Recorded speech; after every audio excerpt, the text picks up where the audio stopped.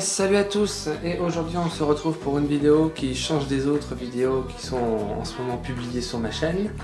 Une vidéo présentation nostalgie d'un ancien appareil que j'ai trouvé lors d'une brocante il y a quelques jours. Donc tout d'abord, avant de commencer cette vidéo et présentation, je voudrais vous remercier pour les 1000 abonnés. Nous sommes actuellement 1030 abonnés, c'est vraiment génial, je vous remercie beaucoup, c'est énorme, et j'essaie de sortir les meilleures vidéos d'une meilleure qualité possible, en tout cas avec les moyens aussi que j'ai.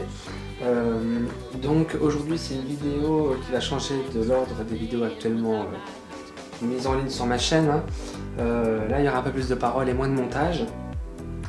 Donc voici ce que j'ai trouvé, parce qu'en fait ça concerne un peu mon travail, donc du coup dès que je trouve ça en brocante, je peux pas trop m'en empêcher. Je suis très nostalgie et j'aime beaucoup me renseigner sur les techniques antérieures, antécédentes en tout cas des nôtres. Donc voici ce que j'ai trouvé en brocante. Je ne m'attendais vraiment pas et je ne connaissais pas ce style de caméscope en fait. Donc c'est un, sans regarder le modèle, c'est un Thomson VM 891. Oui, c'est bien ça. Donc le voici d'un peu plus près. Donc Thomson, donc c'est un énorme caméscope en fait. C'est donc là, là on va dire ça fait, on va dire, je crois, on va dire 6 pouces. Voilà, pour vous repérer. Vous voyez ma main? Voilà, donc ça fait à peu près 6 pouces. Et en réalité, la taille de l'écran, bien sûr, on ne fait que 3 pouces. Vous voyez, voilà. Donc il y a un haut-parleur ici de très bonne qualité. On a ici le réglage du volume quand on regarde les vidéos et le réglage du contraste. C'est pas la luminosité, c'est le contraste. Là, on a la batterie. Là, on a le poussoir, enfin le push, n'importe quoi, le bouton pour éjecter le système. Je vais le faire tout de suite. Donc voilà, donc c'est des cassettes un peu spéciales, c'est des cassettes VHS-C si je me souviens bien, ça va être marqué dessus. VHS-C, voilà, donc c'est une version pâle bien sûr. Donc c'est des cassettes assez grosses, c'est de l'ordre un peu plus gros du... C'est plus petit que le i8, mais c'est plus gros que le mini DV. C'est plus large aussi que le i8 et le mini DV, donc c'est un format un peu spécial. Je connaissais mais vite fait. Et je pensais pas avoir un jour un caméscope de ce format là dans mes mains, donc on le referme, hein, voilà. Là on a la lumière en automatique, en on en permanence ou éteint, donc le bouton pour éteindre, on va aller dans l'ordre avant de montrer les boutons. Donc ici on a le micro stéréo, j'en ai aucune idée, je pense. Ici c'est pour une éventuelle télécommande. Ici on a l'objectif qui possède un zoom par 22, alors pour l'époque je vous dirai de quelle année il est tout à l'heure, pour l'époque c'est vraiment beaucoup. Donc là on a un capteur CCD, donc évidemment c'est un caméscope amateur, un caméscope lambda pour un utilisateur normal. Donc à l'époque, en cette époque, les caméras étaient équipées de capteurs tri-CCD, donc 3 capteurs CCD qui pouvaient aller de peut-être 200 kilopixels je crois, jusqu'à 1 mégapixel je crois, 1 ou 1,8. On pouvait monter jusqu'à 2 mégapixels dans les dernières je crois, hein, par capteur, donc ça faisait par 3. Donc capteur CCD classique, par contre wide, donc il gère le 16 neuvième, donc pour l'époque c'est aussi beaucoup, c'est vraiment bien. Une petite roue qu'on peut trouver dans les appareils photo aujourd'hui, enfin en les années 2000-2005 on va dire, donc pour tout ce qui est pré-réglage en fait, pour la lumière, la nuit, en tout cas en endroit sombre, si c'est l'action rapide, les ISO déjà pré-réglés, voilà, pas mal en auto, en manuel.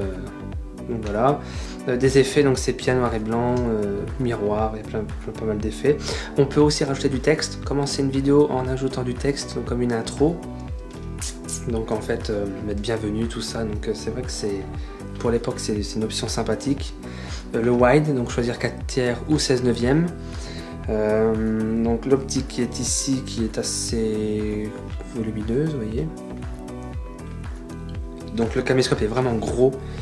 J'ai rien pour vous. Ah si, un truc d'une taille, je vous montrerai ce que c'est après, même si certains vont connaître. Par rapport à une VHS, c'est quand même assez grand une VHS. Et ben regardez, que je m'en sorte. Vous voyez, il est presque aussi grand qu'une VHS. Il est vraiment énorme. Alors le viseur ici, c'est simplement un mini écran comme tous les viseurs du monde, un mini écran monté avec une petite loupe, donc qui donne une impression quand on le regarde que c'est grand quoi, mais en fait l'écran est tout petit. Pour ceux qui n'ont jamais vu l'écran d'un viseur, nous allons voir un maintenant. Et voilà comment c'est fait. Vous voyez,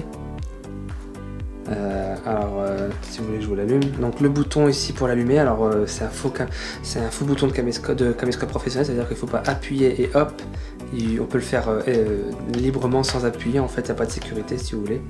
Je vais le mettre en version enregistrement. Et regardez, donc d'abord je vais pivoter l'écran pour pouvoir activer, voilà. Vous voyez l'écran, je sais pas jusqu'où je vais pouvoir aller. Vous voyez l'écran. Donc là ça filme en ce moment, vous allez voir, vous voyez. Donc voilà comment c'est fait, donc c'est une loupe et quand vous mettez l'œil, vous avez l'impression d'avoir un écran qui fait au moins 2 pouces. En tout cas, vous voyez, une fois qu'on est dedans.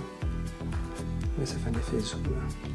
Donc un petit réglage qui fait avancer et reculer l'optique pour faire la mise au point selon la qualité de vue des gens, des personnages, des utilisateurs. Donc le viseur qui se penche, voilà, qui se règle. Il se rétracte pas comme j'avais sur une de mes caméras semi-professionnelles. Il se rétracte complètement, là il dépasse. Donc vous avez cet énorme écran que je vais vous montrer tout de suite en utilisation. Donc c'est un écran qualité raisonnable. Alors ce caméscope est de 2000. Voilà, il est sorti en 2000. Donc le zoom ici pour zoomer en fait. Hein. Donc pour wide et T, je sais pas ce que ça veut dire, mais W je crois que c'est wide en mode grand angle on va dire. Là c'est pour régler l'enregistrement, on peut régler l'enregistrement au bout de entre 1 et 5 secondes et on peut faire programmer entre 5 et un quart d'heure, enfin il y a pas mal de fonctions franchement.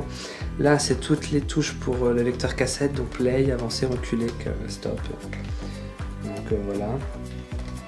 Donc en dessous on peut mettre évidemment, on peut mettre sur un trépied. Donc vous voyez un peu sur l'écran ce qui est marqué la publicité, on va dire. Donc, Thomson, wide et puis capteur CCD. Donc écran 3 pouces. Donc voilà, donc, hop, la petite dragonne, on le prend comme ça et c'est vraiment énorme. Donc le zoom, je vais vous le montrer. Donc là on est sur mon... Je vais essayer de faire ma petite mise au point. Voilà, que je m'en sorte. Donc je vais essayer de zoomer pour vous montrer à peu près le zoom. Donc là je zoome, donc là je suis pas à fond du tout, hein, mais voilà. Voilà, je suis sur un de mes posters.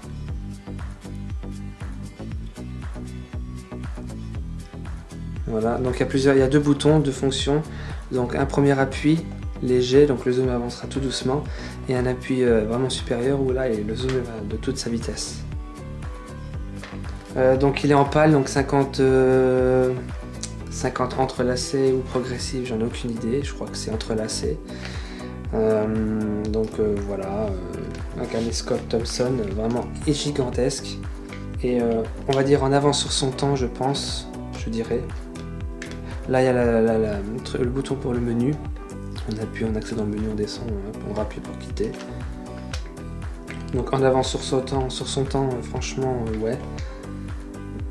En avance sur son temps, ouais, moi je dirais qu'il était quand même assez en avance sur son temps, même si bon, il y a certaines fonctions qui manquent, qui avaient présent sur certains caméscopes. Par contre, c'est pas un DV, il est de 2000, mais c'est pas un DV vraiment fait pour le montage sur ordinateur, enfin, parce qu'il n'a pas de port Firewire. Donc on peut pas extraire facilement sur l'ordinateur. Donc vous voyez les ports qu'il possède. Donc sortie audio et vidéo. Là je crois que c'est de la sortie mono, plus vidéo en jaune, donc plus une prise casque et une autre prise qu'on pouvait trouver celle-là. Je sais pas si vous la voyez, elle est entre les deux. Donc voilà. Donc la fonction play aussi. Donc, quand je ferme l'écran ou que je le tourne, eh bien je vais dézoomer un peu. Voilà. Je vais dézoomer et puis me reculer un peu plus. Donc quand on ferme l'écran, quand on pivote vraiment comme ça, et ben, le viseur se lance automatiquement. Il n'y avait pas de détecteur comme j'ai sur la caméra que j'ai là et sur toutes les autres. Dès qu'on met l'œil, ben, hop, ça se lance. Donc il n'y a pas de bouton pour ouvrir l'écran. Il se clipse et faut forcer. Vous voyez, la première fois j'étais un peu... Je n'ai pas trouvé tout de suite en fait. J'avais peur de forcer et de casser. Donc vous voyez, voilà ce petit caméscope qui est très impressionnant. Si je mets le viseur en hauteur et... Vous voyez, il est vraiment énorme. Donc voilà, c'était la présentation d'un petit caméscope nostalgie de Thomson de 2000. Je l'ai eu hier en fait. Donc voilà. Pour ceux qui ont loupé ma vidéo spéciale nostalgie, j'ai aussi ça pour ceux qui s'intéressent. Donc celui-là il date beaucoup plus.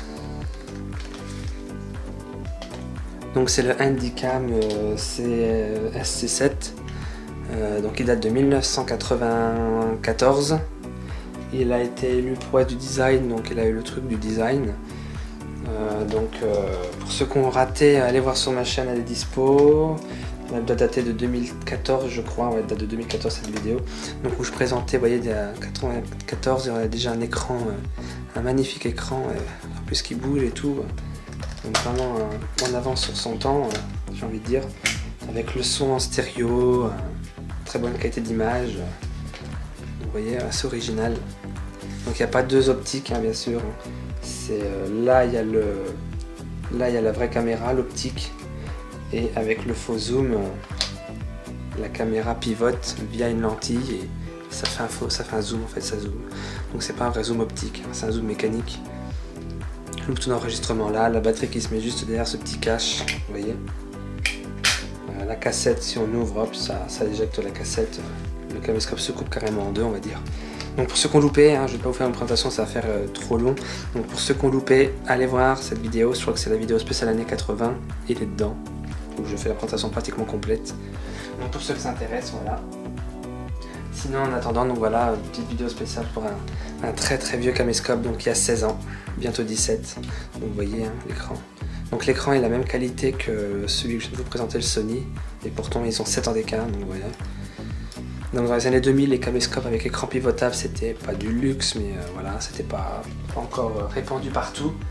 Alors dernière petite chose, donc l'autonomie, il a encore une très très bonne autonomie, c'est vraiment nickel. Alors, qu'est-ce que c'est que ça en fait? Je voulais vous montrer. Et bien en fait ça, ce que c'est un format VHS, et en fait vous filmez avec votre caméscope votre fille, la plage, vos vacances, ou votre enfant qui apprend à marcher, vous voulez voir sur votre télé, vous enlevez la cassette, drone, parce que j'en ai pas là pour l'instant, donc du coup je vais vous faire une démonstration. Vous enlevez la cassette sort, là, donc vous faites ça, et voilà. Donc du coup, là vous pouvez mettre votre cassette, vous mettez votre cassette, vous refermez votre cassette, forcément frein contact. Ce contact, je vais vous le montrer tout de suite. Voilà, donc là votre cassette est prête. Vous mettez ça dans votre lecteur magnétoscope, hop, et du coup à ce moment-là, votre magnétoscope croira que c'est une VHS, alors qu'en fait c'est simplement un adaptateur qui vous permettra de lire votre cassette VHS-C dans votre magnétoscope. Vous pourrez lire facilement vos vidéos que vous venez de filmer à l'instant sur votre télé. Et une fois que vous la sortez, en fait, vous voyez, il y a un petit moteur qui relâche les bandes. Voilà, et en fait à ce moment-là, dès que vous mettez la cassette fait contact que je fais à la place pour vous montrer.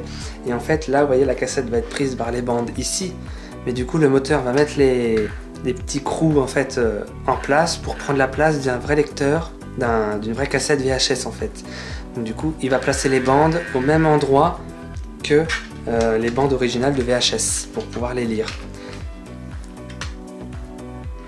Voilà, et donc du coup ce qui se passe c'est que je vais vous remontrer sur un autre plan. Donc vous voyez, le bouton il se sécurise, enfin il se bloque. Voilà, donc au moment où vous mettez votre cassette, vous voyez pour l'instant vous ne pouvez pas la mettre. Il y a une sécurité, vous voyez, donc il ne rentrera pas dans le caméscope. Plus ça, normalement ça vous empêche de mettre la cassette dans le caméscope, le magnétoscope pardon. Donc du coup une fois que vous avez mis votre cassette, il y a les deux sécurités qui sont celle-là et ici, regardez. Et voilà. Donc c'est pas mal hein, pour l'époque, hein. On est quand même en 2000 voire même avant, donc c'est vraiment sympa. Donc c'est un VHS AD26 pour ceux qui s'intéressent. Ils appellent ça un cut, insérer ce code dans le magnétoscope. Donc c'est original, je connaissais vite fait, mais j'avais pas certification que ça existait, ou en tout cas que c'était encore en circulation. Donc voilà, tout simplement. Voilà. Donc c'était présentation d'un vieux caméscope, petit clin d'œil à ceux qui ont utilisé ça avant nous. Hein, voilà. Un petit caméscope de 2000, énorme. Et voilà, gris silver. Donc assez bonne qualité d'image franchement. Le poids il est vraiment lourd, il est gros, donc voilà, on est en 2000. Donc le zoom, vous voyez où est-ce qu'il va le zoom. Voilà, vous voyez le zoom, je vous le montrais tout à l'heure, zoom lent, donc le zoom de toute sa vitesse. Donc voilà, l'autonomie est encore conservée, donc c'est vraiment génial. Donc voilà, vidéo un peu faite sur le tas. Je connais pas encore ce caméscope à fond, mais il a pas mal de fonctions, pas mal d'options, il est vraiment sympa. Donc du coup, c'était nostalgie, présentation d'un vieux caméscope Thomson de 2000, pas des années 2000, il est de 2000, disons-le, voilà, soyons francs entre nous. Avec un énorme écran, donc on se dit, waouh, putain, énorme écran, et en fait, ben non, c'est un tout simple 3 pouces. Voilà, qui reste de bonne qualité, hein, voilà. Donc je vais l'éteindre, et voilà. Hop. Voilà. Et l'autonomie est vraiment encore conservée, donc franchement c'est vraiment génial pour un truc à 16 ans. Plus son adaptateur très original, pour ceux qui ne connaissaient pas, pour ceux qui connaissaient, ben voilà, vous avez l'occasion d'en revoir. Hein. Donc voilà, et le chargeur qui est ici, classique. Voilà, c'est la présentation d'un ancien caméscope, et je vous remercie d'avoir regardé cette vidéo, et à la prochaine, ciao!